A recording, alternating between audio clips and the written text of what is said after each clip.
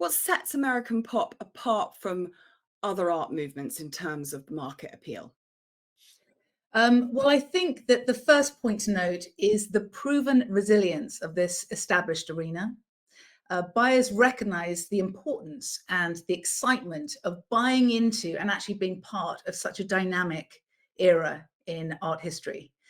And we also see that with many of the Warhol portraits that he was so well known for, the painting is actually more famous now than many of his muses, which is quite extraordinary. And the last point that I'd really like to make is that I feel very, very strongly, and I think we all see it, that these works by these giants in the American pop market are still so relevant today in modern culture.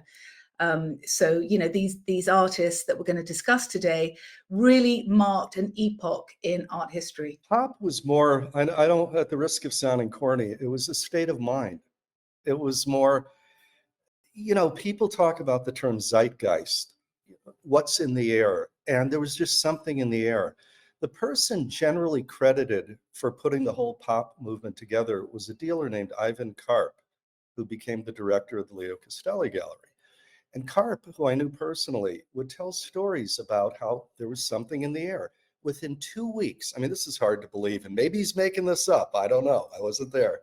I was probably 7 years old then when it started.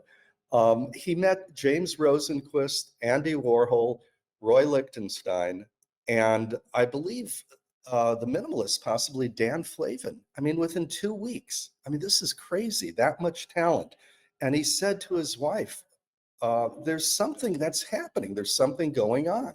I keep running into these amazing artists, and their interest overlap. There's something about it. Felt like a movement, and Mm. movements are something that art historians come up with in order to tell a story. But this was legit.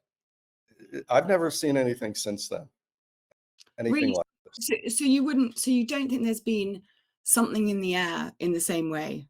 What about the YBAs, just to be The devil's YBA, okay, everybody loves the YBAs. It's a lot of fun and it's a great title, and the people involved, were just characters. Um, that's a little more manipulated. It just seemed like, it was already in an era where information was so readily available and communications were so good. I mean, the 60s, I mean, you had to hop on a telephone. I mean, nobody remembers there were telephones, there were dials, you die, you know, they're like antiques now. Yeah, the YBA thing was a lot of fun, wonderful, great for the market, great for art history. But no, I think it was more good marketing, very good marketing. That's a good controversial subject. Okay. Huey, what defines American pop for you? Um, well, I completely agree with everything that Rebecca and Richard have stated. I would add that I think that what characterizes pop art is the accessibility and the familiarity. I mean, pop art draws inspiration from pop culture, consumerism, mass media imagery. So subject matters that are very easily recognizable and relatable to a very wide audience, including those that aren't traditionally interested in fine art. And I think that on top of that, there is a deeper social and cultural commentary beneath all of that very vibrant surface. Pop art often critiques celebrity culture, consumerism, mass media. So it adds a layer of intellectual appeal.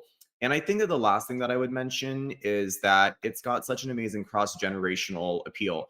I mean, the themes and the imagery transcend generational boundaries. It appeals both to maybe an older audience who experienced the rise of consumer culture in the mid 20th century, but also to younger audiences who grew up in a world saturated by mass media and commercialism. So there's something for everyone.